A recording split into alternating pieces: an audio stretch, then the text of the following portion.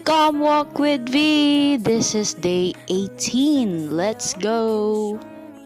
Happy Friday, and dahil Friday na, ramdam na namin yung pagod, kaya usual lang. Yan, squats, tapos bawas lang kami ng reps, chest press.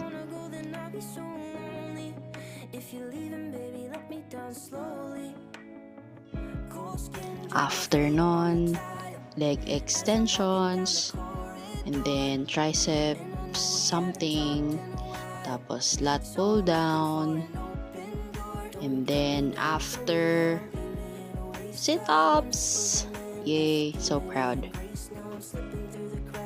And then bicep curls. Tapos after nan yung cool down namin. Actually, mas mahaba pa yung treadmill namin after. Pero yun lang, happy Friday! Rest day tomorrow!